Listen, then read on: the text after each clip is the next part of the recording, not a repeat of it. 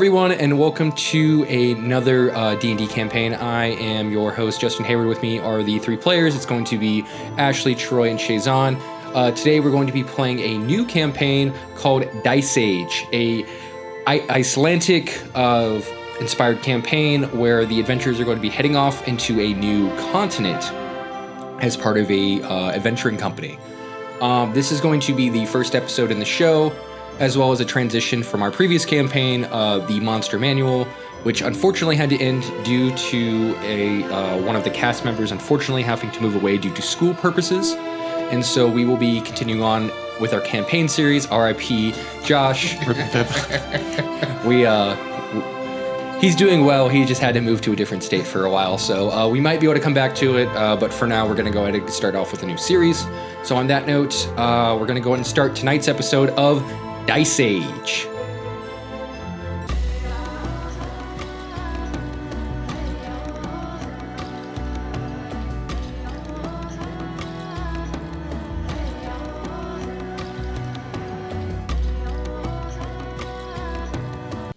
The adventure begins as you guys are sailing on a massive dwarvish ship known as the Lucky Lady, a mining ship by the Dwarvish Lucky Lady Mining Company. It's a large, older wooden ship as you hear the creaking of the boards hitting the waves as you're continuing to crash. The sudden change from the warm weather that you guys are used to down on the Sword Coast shifts colder as you continue to go north, farther towards a new horizon that none of you have been to, a place unknown to you as you continue on your journeys. Moving about on the ship, you see a variety of different sea elf women. They are known as the Lucky Ladies. For those of you at home who have not experienced this, that jingle of the bell is my cat Salem. She is a proud member of this campaign, and she is mad that she was not introduced in the opening episode. So here she is to introduce herself. If you see her on camera or hear her on the podcast, just know that that's my cat. She lives here. All right, so the Lucky Lady sea elves, they are currently maneuvering up above as you hear them going, oh! As they're like literally pulling ropes to try to bring in this massive sails as the waves start to get heavier and heavier as you are suddenly taking on water. The creaking sort of small holes within the hull of the ship that you guys are staying in slowly starts to flood in little bits of water as your toes begin to get wet with this sort of very cold, sort of water type that you guys haven't really felt before. As you guys can sort of look around, we're going to start off with Ashley. Please describe your character. My character's name is Luna Nix. She's a shifter druid from south of Raven Rock. So as Luna is sitting up, you are actually sitting up in sort of one of the bunks. You're sort of holding on to your bag as well as your staff, trying to keep it close to your body as you're sort of surrounded by a bunch of people you've never met before, traveling as far from your home for the first time.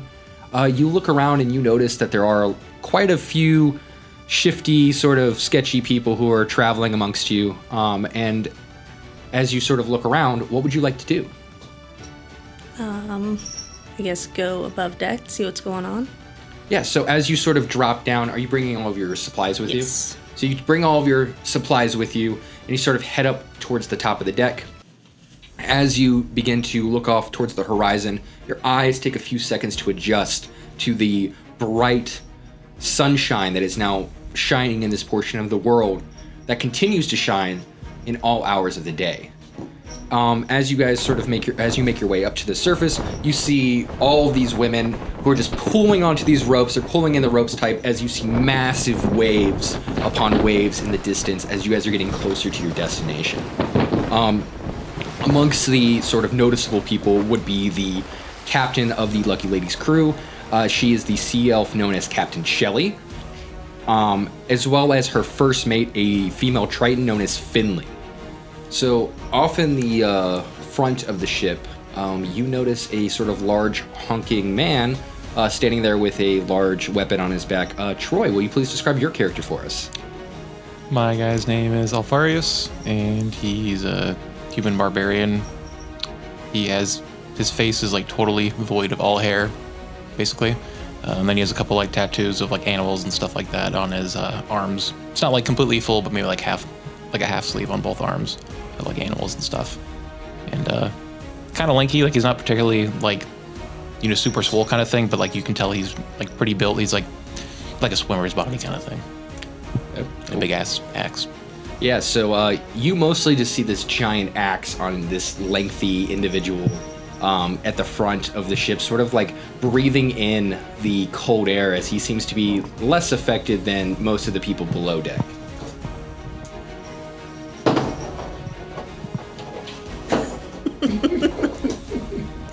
It's chaos. Once again, we are back to Salem's campaign. This is what we get. Yeah, people probably watch for the cat. They like, oh, I can't wait for the new Dice Age episode to see Salem wreck everything. It's great. You guys ever try to see somebody record something and just watch them just their whole life get destroyed? Like, my favorite moment is the Chaos Cat. The chunky Chaos Cat, who also representing my Chaos Cat clothing. This is a cool clothing line that I like. Brand. Yeah, we are on brand today. So Luna, what are you doing as you see this sort of large muscular man in the front? I guess go up and talk. He doesn't look threatening at all, though, right? I don't know. Do you look threatening? Threatening. Do you consider a man with no hair on his head? I mean, Just a bald baby man? Yeah. Oh no, no eyebrows, no facial hair, nothing. Just, it is all not there. That sounds threatening. Someone I avoid. Man with alopecia, threatening. On that note, you're a hairless man. Yep. No, I'm not completely hairless, but you know. He has eyebrows. No, he has no No, eyebrows. yeah, he's just No hair on my entire head. okay. Cool. Yeah, that's a thing. All right. You waxes. So, I'll go say hi to the non-threatening hairless man.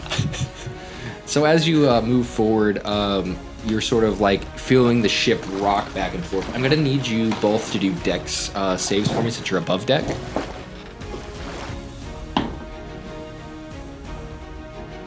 13. 18. Yeah, so you both easily, with experience of the sea, seem to have somehow managed to stay afloat on the ship, as well as all of the lovely sea ladies who seem to be very, very excellent at their sort of maneuvering on the ships. As you sort of make your way towards him, you would hear in the background a sort of laughter as you see someone playing music in the background to one of the sea ladies who's clearly working as Shazad. Could you please describe your character for Yeah, us? so he looks human. He's looks pretty human. Has a little bit of beard on his face, just a little scribbles almost. He also has curly black hair, darker skin, clearly a black man. And he wears like just a cloak over his like kind of green shirt, you know, normals, pants and everything, and a little gold kind of crown on his head, but not really like thin, very thin. Yeah, so what type of musical instrument are you currently playing? He's playing a flute. Yeah, so you are currently fluting away. I'm gonna need you to make a performance check for me. Let's see. I don't think I have a good performance. Let's check it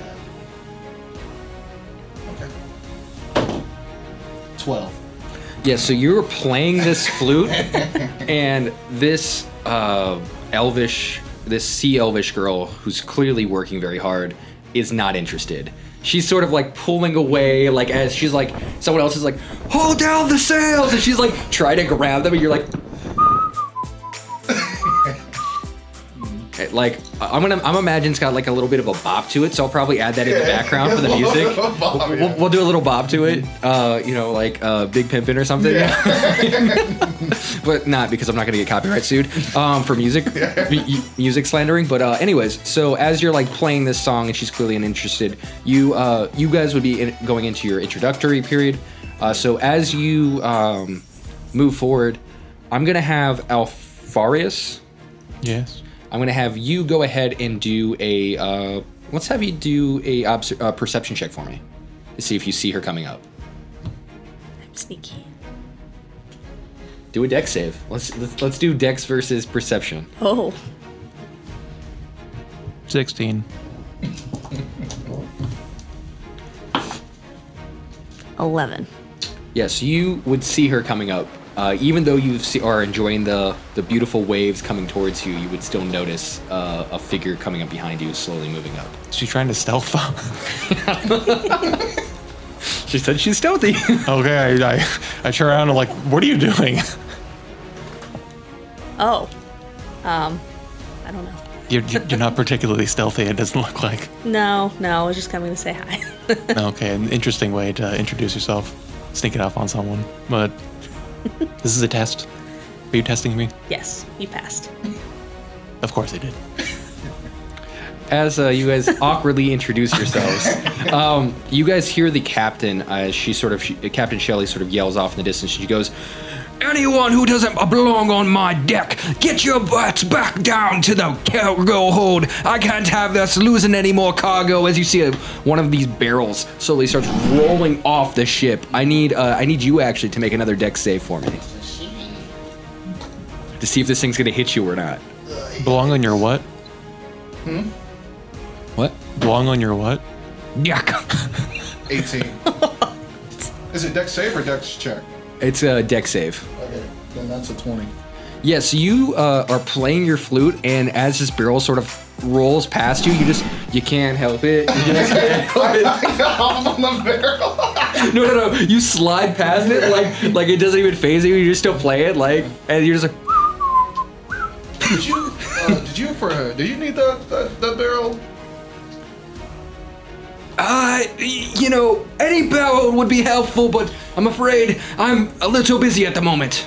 Also, name's Issa. It's very nice to meet you. My name is Go Grab the Fucking Barrel. All right. Only if you let me serenade you later. You can serenade me some more. She sort of winks at you. I'll try and grab the barrel. So it is currently rolling past. I'm gonna need you to do a dash for me. So I'm gonna have you do an athletics roll to see if you can catch the barrel. I'm gonna roll first to see what you need to meet. You need to beat a 2. So pretty much. This barrel is very slow.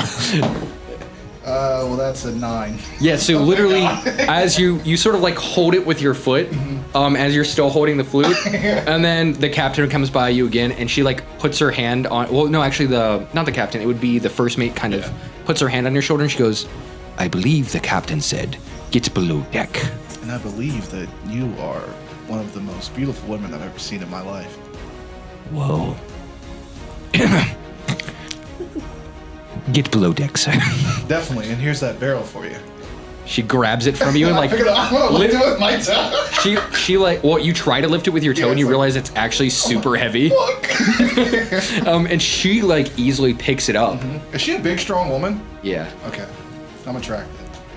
Much bigger and stronger than you are. She is a big beefing Triton woman. Okay. So she has the strength of like sea folk. So wow. she's like literally like picking it up and she's like, I have the strength of a kraken. And she like picks it up and she like moves it down and she's like, and I have the speed of a sea serpent. I will definitely be testing all those things later. As you I guys said that to myself. Definitely not. as you guys like converge back towards the entranceway to the below deck section, all three of you guys would now be sort of bumping into one another. Hello, big guy. And smaller wolf girl, what are you? Shifter and all of that. You just describe how you would look. Have horns. You have horns? Deer horns. Oh, deer lady. Deer person. As you sort of individually make it to the bottom, you guys are then sort of sitting there, and you notice like there is a large dwarvish man. He sort of has like these like like spectacles on, and he has one that's like zoomed in on something, and he's like tinkering away with like some some sort of tool set, and he's just like. And it's like things are getting thrown under the cargo hold, like moving back and forth as nothing's strapped down. And he's just like, I'm just gonna keep working. Just gonna keep working. Am I like near them right now? Yeah, so you're all three are like literally going down the stairs, and you just see this dude who's like sitting up, like right as you're going down the stairs. First thing you would see is just a dude up against a wall, tinkering with something very small. Can I do a perception to see if he like might be important, or would that be like insight or something? That'd be insight. Okay, I'll do insight. I got that one. You think he's super important. He's the most important person you've ever seen. YouTube. I think that guy, he might be like the secret captain of the ship. I don't. Do I do one too? Like insight to see what I think? Yeah, go for it. You can. Okay. You can all individually do your own insights. Yeah, I don't. I'm not gonna do it. But. You don't care. Yeah, he's like, okay. 14. So with a 14, you would think that he looks like he might be important, but not important to your current situation, but rather he might find a more important role where you guys are going. You do know that the Lucky Lady mining company is ran by dwarves, and so he might be one of the engineers that you guys will be working with later on your guys' expedition to the new continent, known as Glacia. Yeah, he's important. He's like definitely like the hidden captain. Does that really matter? Yeah, I mean we could get in where we fit in, you know? What? we could have a good spot, you know? Maybe like get a better quarters than this. As you guys are all talking, Nah, I'm good with need this. you all to do another dex save for me, but you can keep talking. Okay. I don't know if I'll keep talking. I'll get thrown around. I got 8. Okay. I got 18. No, I got a 6. All right. 19. You just slam into me. Yeah. All right, so as you guys are talking and kind of going, who was the first down the stairs? Because you guys would have come to the stairs at the same time. So what's the order of the stairs? I say probably you're in front. Sure, I'm in and front. then I'm right behind him, I assume. All right, so as you do, you slam into him. I slam into him. Yep, and as he slams into you, you slide forward, and I'm gonna need you to do another dex save. Okay. Me or him? Him. Okay, cool. 18. So as you get really close, you're like almost touching, but like you're like this close to touching the dwarven's lips, as he's like right in front of you because you almost slammed into him and he's right there up against the thing. What's up? Your breath kind of stinks. Would you want to take a few steps back? Yeah, I can't. There's this gentleman right behind me. I'm like kissing your butt. I'm like smushed up against you right now. He goes, let's see. He kind of like puts his stuff down and he like scoots back. I'm like pushing myself off of him. As you guys sort of like make your way to your individual sort of bunks, you guys sort of continue this traveling. Is there anything that you guys would like to do? So there's a couple downtime activities that you guys can interact with. You do see a couple of the female sailors who are kind of dealing out cards as they're seeming to be off. They're more of the night shift people. So there's people like dealing cards. You see people like playing music. You see like a roaring sort of fire inside of within these metal bins, just kind of chilling in the center of this wooden ship. Not very safe, but they're doing it anyways because it's super cold here. As they're like, just everyone's kind of just chilling right now. But as the waves are continuing to just harsh down on this ship, and you hear row, row, row, as you just hear like in unison they go yeah, yeah, as the sea elf women are just like crushing their movement forward, Crushing this ocean. Destroying it. annihilating the ocean with their feminine power. God, I love it. I'll go play a card game. Okay. Anybody else want to do anything? I'm gonna sit by one of the fires with my stuff. Okay, yeah. So you're just kind of just chilling by a fire. What about you, Alfonso? Alfonso. I'm Alfonso. Alfarius. I want to be Alfonso now. Can I change my name? You can. You know what? Your name is now Alfonso. You actually want to change your name? No. All right. So Alfarius, what would you like to do? I don't know. Just chill. Okay, yeah. So you just go back to your assigned bunk. Yeah. And you just sit there in silence. I'm just stewing. This bald man is staring at everyone. Yeah. Yeah, you just looking around. Moving towards the card game, you notice two of the sea elves are sort of dealing out, and they're like, "Do you want to hand in? Yes. It's 5 gold pieces." Gold pieces. Do I have 5 gold pieces? You currently have 10. Okay. Okay. As I slide it in. All right. So the game is it's going to be basically Texas Hold'em. Okay. So it's gonna be a 5-card flop. They'll deal you in, and then if you win, you get the pot. Currently, it's at 15 gold. And as you sit down, you do see another dwarvish man see you pull out 5 gold, and he sort of gets up and he has like a gold tooth, and he goes, "Oh, we're playing for gold, are we?" And he sort of sits down. He's like, "May I join you?"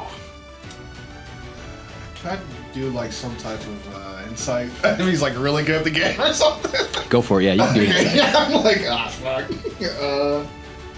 I'll roll this one. Okay.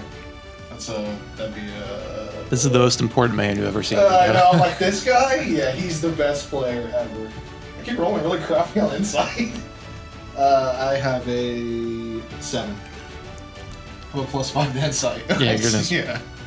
Yeah, so you think that he seems like he could be pretty good at this game, but you're not really sure. You just have a knowledge that dwarves, when they smell gold, they tend to move towards it, and thus why the mining company is looking to collect more minerals. So anytime there's loot afoot, they're going to be going towards it. Makes sense. So as he sort of like deals himself in, he drops 5 gold pieces. You do notice that the markings on his gold seem to be a little different, like as if they're not from the same region that you're from. Okay. The look of his look does look a little darker, as he He's also a black man. No. he is a darker skinned dwarf, who darker skinned dwarves. By darker skin, I do not mean Durgan. Yeah. He just happens to be from the mountains. Okay. So they tend to have darker skin because they're away from sunlight. Got you. Yeah. So yeah, he just deals himself in and he goes, "Right, well, So you're gonna get the flop. So what I'm gonna have you do is we're gonna do high or low. Okay. Well, actually, we're gonna do the roll off. Okay. So what's gonna happen, everyone, is Shazan and I are gonna play a game that we call the roll off. The roll off is consisting of 5d20 rolls. The total sum is going to have to meet or beat me. If he meets me, then if it ends in a tie, he'll get the pot. If he beats me, he wins, and then if he fails to meet or beat me, then he will go ahead and lose the pot, losing all the money that he put in. So if you meet, So do I have to, what's the skill? it's going to be a performance. Performance? Yep. Okay. So if it's meet, you play another game. If it or you can leave. Okay. You'll have the same amount of money. If you beat me, then you obviously get all the money, and then if you fail, then you lose. Okay. How many? 5. And you'll add up the totals.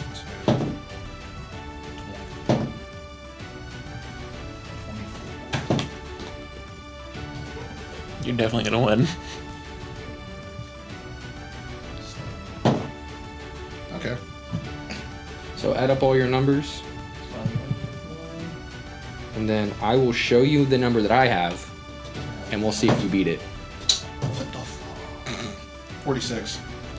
So the number that you had to beat was 77. I have a few ones and threes in there. So I had 20, 19, 18, 13, and yeah, mine 7. were horrible. I'm like, ah. So, as you are quickly dealt out of the first hand, you are now 5 gold pieces lighter. As the sea elves go, better luck next time. Yes, and I shall take my luck somewhere else so I can get up here.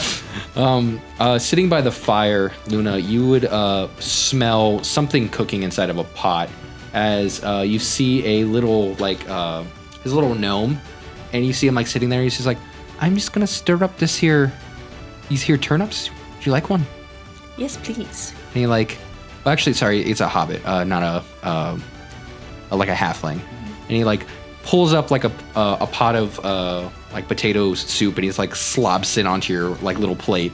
And he's just like, it's the best in the area, I assure you. Thank you. What's your name? Luna, what's yours? Name's Ralphie. I'm gonna be one of the cooks here on the Dwarvish camp. Okay. They apparently needed good food as they were having hearty time relieving themselves after their last shift. What? You just hear that? What? Strange man who said what over there. Yes, I would see as you're like staring into this little halfling soul. He's just like, hi. Apparently, the last venturing group, they brought a chef in, and he seemed to have accidentally poisoned all of their food, giving them all this thing called the runs, as they were running to the bathroom as fast as they could to relieve themselves. Nasty business. Nasty business. Okay. So now I'm here. Are you gonna give us the runs too? Try my soup and find out. Hold out a little ladle. Okay. I eat it.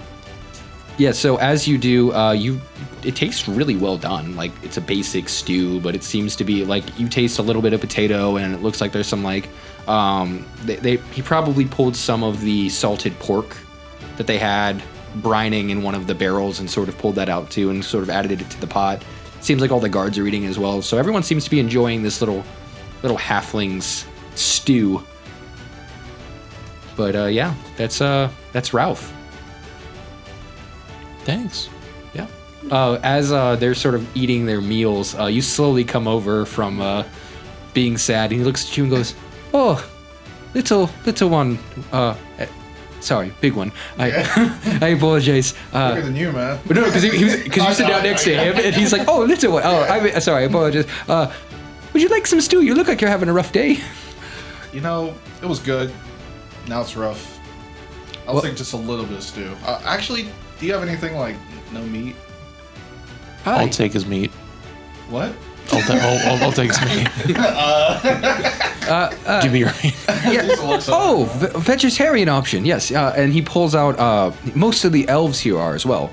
He pulls out a seaweed salad, and he sort of slides a bowl over to you. Thank you, Kurt. Thank you so much. Okay. And I start eating it. Yeah. You need meat. Huh? You need meat. Maybe I need meat. You need meat.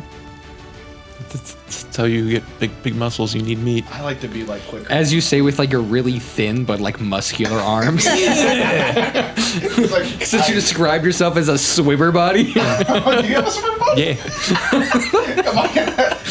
He's just tall and lanky. Yeah, He's my guy not. has like a track body, like where he like runs and does stuff a lot. But yeah, he's like, yeah, I like to be more, agile. It looks like you're in that same body type. I don't know about that. As you guys sort of are continuing to venture forward, the night sort of comes along as you sense that several hours are passing, but it never grows dark as it continues to be light here 24 hours a day. As you guys maneuver forward, you finally hear "Land ho!" as you see, you would hear off from the distance the sound of some sort of seagull sort of chirping off above the boat. I never asked your guys' names, I don't think. I'm Luna. Luna, nice to meet you. Issa. Alfarius. Alfarius. Sounds like a tongue Alfarius. twister.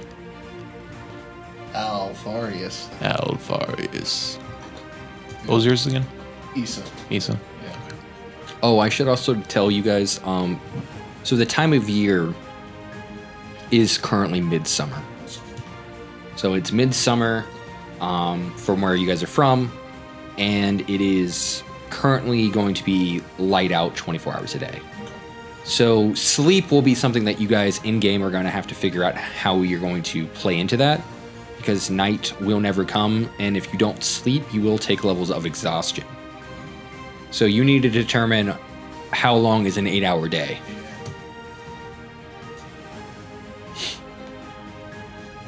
All right. So as you guys sort of pull into the port, you hear obviously the sea elves above sort of like maneuvering cargo and other supplies off of the ship. You guys are obviously going to be the last ones to get off the ship just because you guys are in the hall with the rest of the cargo personnel. You don't mind me asking you guys why, what company, I guess you're working for the same company I am, why don't we just stick together? You seem like you can do stuff, maybe? I was hired to kill things. Huh? I was hired to kill things. Okay. Yeah. I think I'm in the same vein.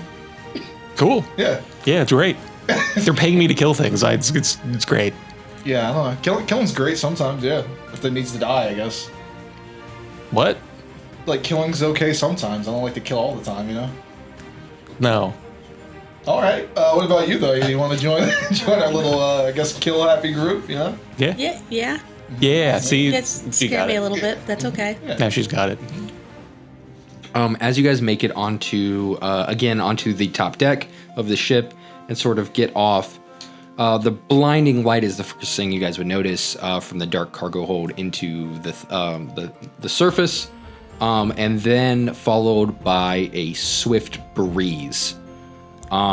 It's chilly here, probably colder than any of you guys have experienced, but it's not miserably cold. Looking off into the horizon, you do notice green.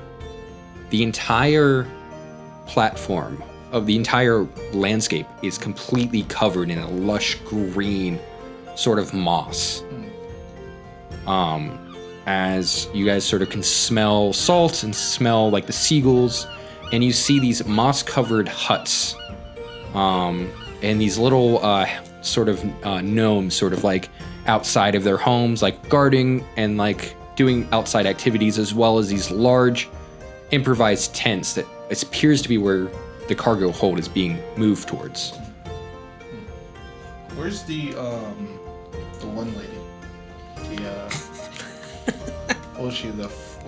She was a sea elf. Yeah, but not the one the one that helped me with the barrel. Oh, so you're talking about you're talking about the Triton. So you're talking about the first mate, who is Finley. Okay, yeah, where is she? So Finley is currently pulling. Looks like a large grouping of different sleds, like a sled with a bunch of crates on it, and she's in front of it, just pulling this massive thing just by herself. Okay, I want to I want to hop on it, kind of sit on the back of it like that, hey. Okay, so I need you to do.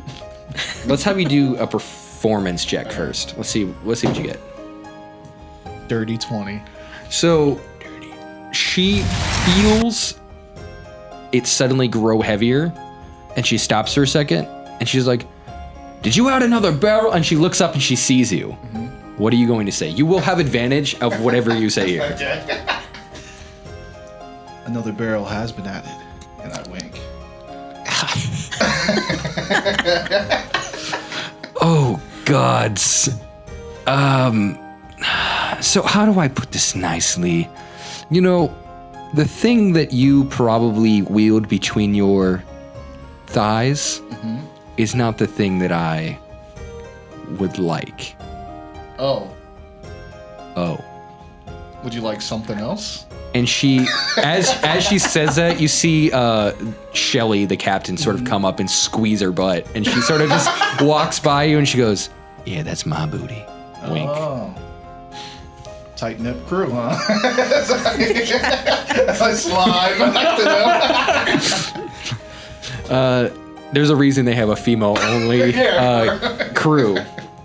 It's mostly to protect other female pirates or cargo holders or what have you that obviously didn't have as much luck elsewhere. That makes sense.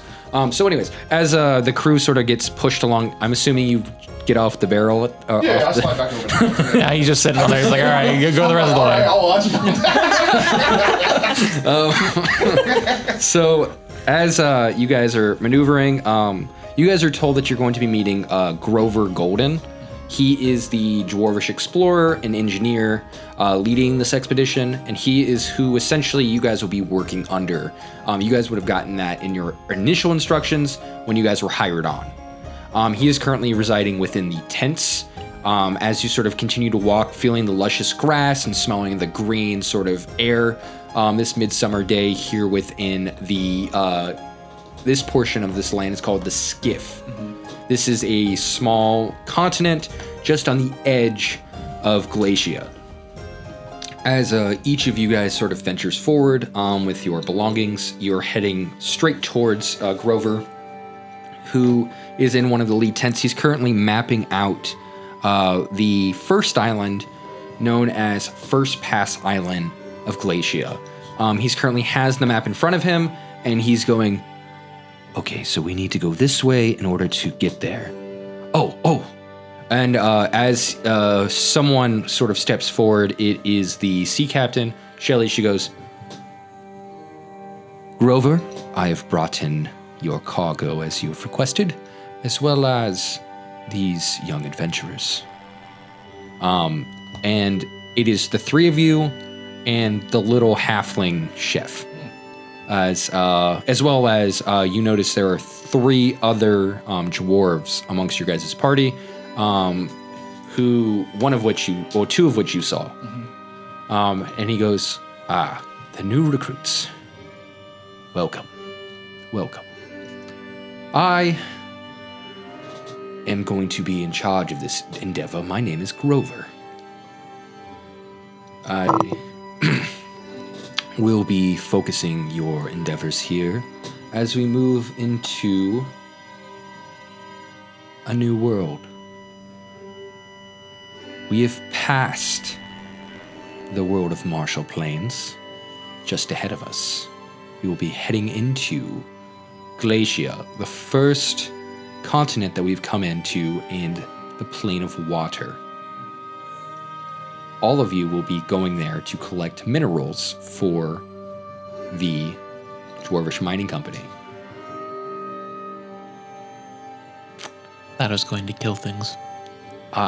Many dangers here, as we have been here for several months and have yet to pass the first island of ice. And what's the rate on this? I assure you, you will be paid handsomely upon your return to the Marshall Plains. Okay.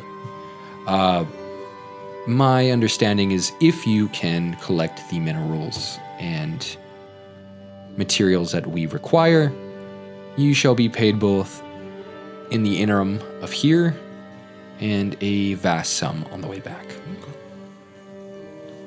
So, on that note, I shall take you to the other half of the camp.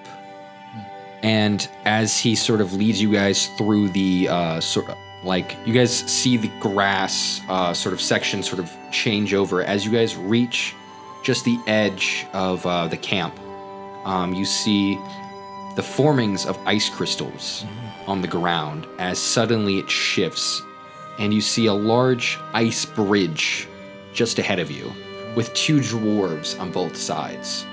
Across this bridge, you don't actually see anything. You just see the ocean.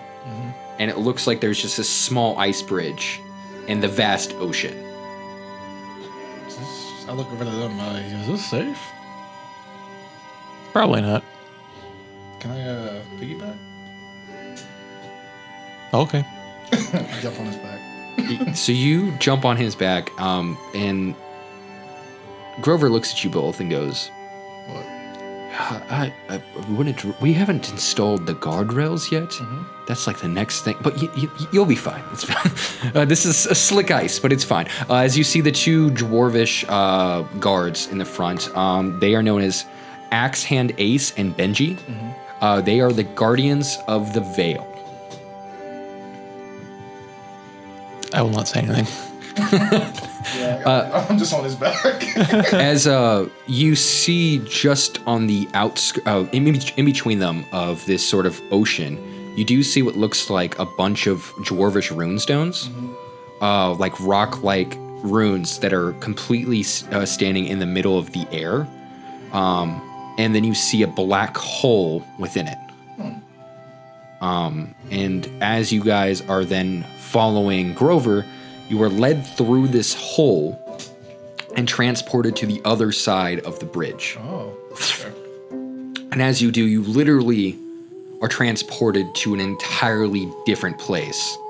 As I need each of you guys to do Constitution saves. Do I have advantage since I'm on his back? No. You're stealing his warp, and you're like, ah, yes, I can take anything. Got a 20. Okay.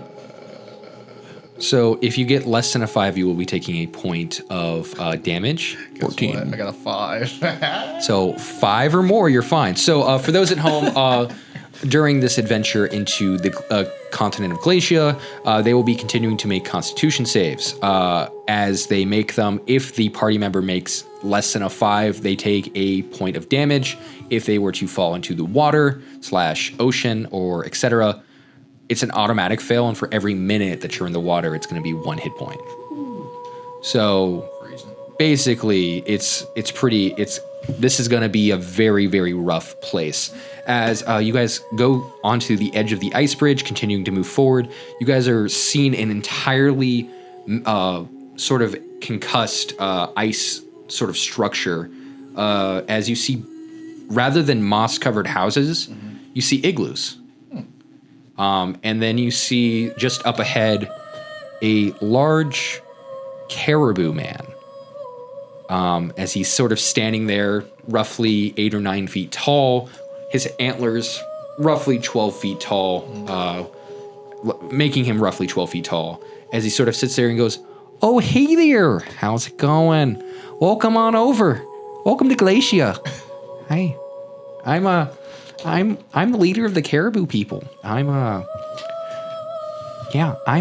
Lichen of the caribou people. Nice to meet you." You seem so polite. I'm Issa. Nice to meet you. Oh, nice to meet. And he puts out he puts out his little hoof hand, and then on the inside of his hoof actually like sort of pops back, and you see a physical hand. Oh. What the?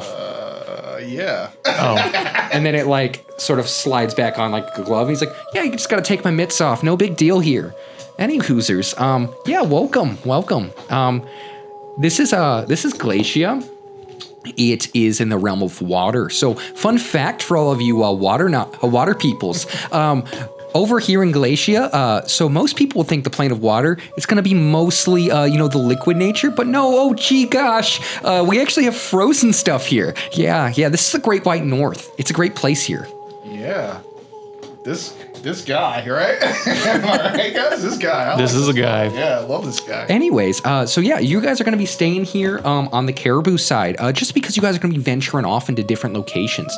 So go ahead and get comfy, and he sort of points at one of the igloos. He's like, "You guys will be staying in this here igloo. I hope you guys don't mind. I kind of separated it. Boys on one side, girls on the other. Just so you guys can have your own little spaces." 100%. Wow, such a polite guy. Yeah, really appreciate you. I don't want to assume nothing. I know you guys are a little bit more liberal down south, but up here, we're real like tight knit people. Yeah. Any Hoosers. So if you guys I love this guy. Ashley's dying. She's like, "Oh my gosh." She's like, Justin gets to use his northern accent. So anyways, Grover looks at you guys and goes, "Aye, well, let's head inside to the little frozen house here." Oh, by the way, Grover, that's called an igloo. Yeah. We have names here, okay? Okay. Anyways, yeah, you guys head on inside. I'll head on in there with you. As you guys sort of like climb into the igloo, it's like drops down into like a small slope where a bunch of little ice stairs are. And you have to be really careful, otherwise you'll physically slide into this little igloo. And then just above that, it actually a lifted structure of sort of like straw and hay, and then a sort of metal like structure where you guys are actually, it's going to be like the platform. And that's where you guys will be staying inside of. As you guys sort of get inside, you guys are met by, obviously, the caribou leader who's named Lichen. Also next to him is going to be his wife, which is named Willow. She is also a caribou person.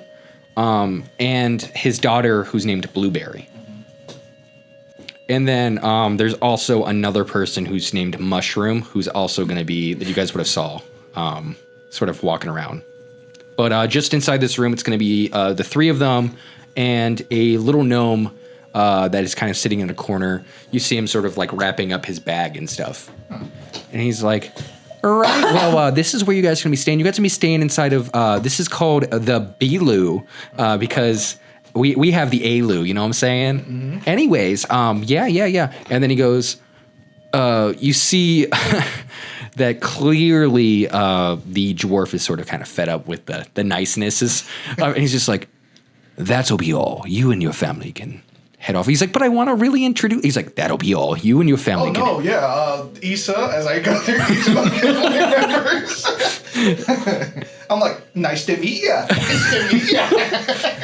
Oh, you're from the north. No. It's just, no. It's just rubbing off on me. It's the niceness, you know? It's spreading. It's a disease. Aren't you still on my back? Yeah. Okay. All right, so anyways, as you guys sort of get into the room, you notice that clearly, like I said, it doesn't seem like Grover's really the biggest fan of how nice these people are. He's like, all right, now that they've all left, let's get down to business. I'm a businessman. Over there, and he points, is the last member of the expedition team. His name is Patch. And Patch goes, hey there, how's it going? Oh, sorry, I'm one of the gnomes from over there on the other side. Okay. Yeah, we all talk like this up here. It's strange, isn't it? No, I like it. Yeah, any Hoosers. Now that's strange. But he goes, yeah, thanks, Patch. What we need is for the three of you to head off on an adventure for us. It seems that we have made a settlement on the edge of the island.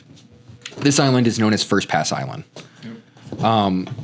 On the edge of the settlement, there is the Dwarven adventurers have made it to the edge, but as they've made it there, they've failed to make contact via radio. The radio system here is actually going to be these large sending stones. Mm-hmm. They failed to make contact after setting up camp and establishing their area. Their goal was to build a ice bridge similar to the one that you guys saw that actually got you guys into Glacia. They were supposed to build one to the next island. That's where all the engineers and other people are going to be from the Dwarvish Company. Yeah. Your goal is to go and figure out what happened to their camp and report back. The settlement is to the northeast, near the river, and he actually pulls out a map. Okay. And he hands it to you guys. Yeah. That's pretty map. So for everyone at home, I'll actually take a picture of that and put it in the group chat.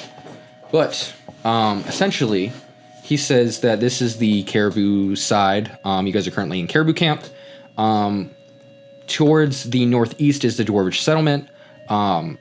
There are a few things that he recommends that you guys avoid. The first thing is do not head towards the Howling Mountains. Or the Frozen Lake.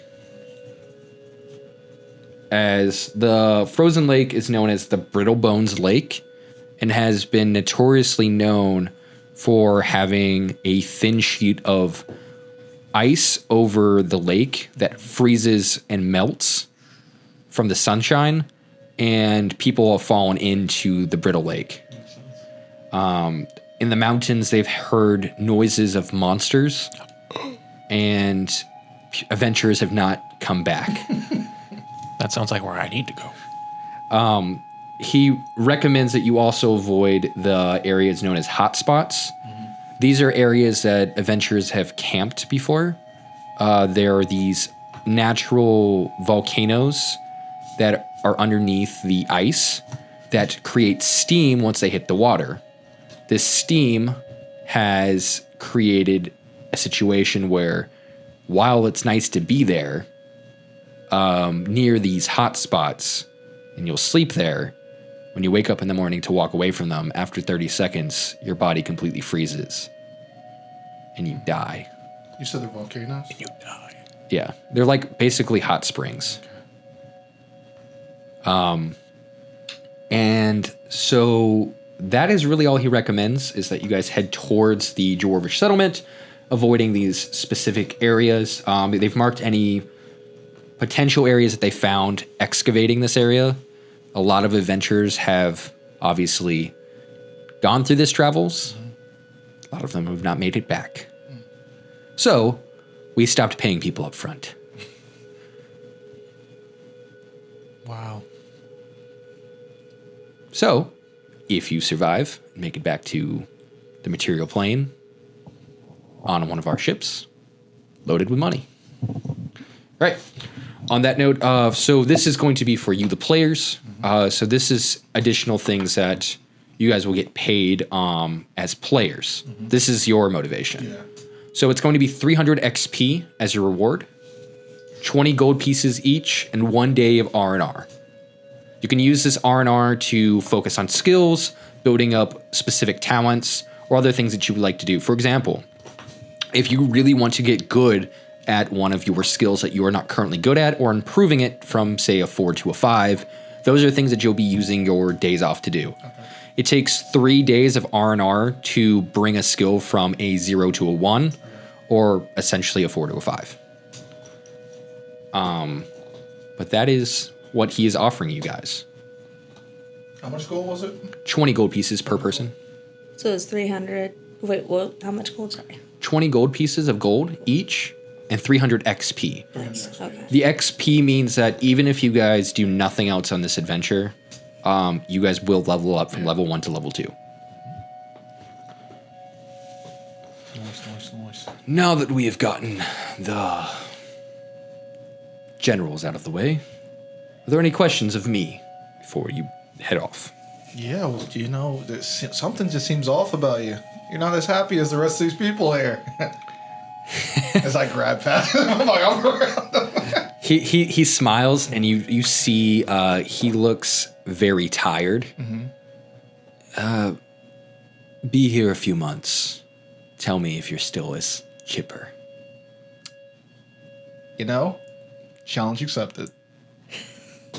And he, on that note, he sort of leaves your guys' camp. He does give you guys a couple of heads up for things that you guys can do. Anything that you guys could need, you can find here within either camp.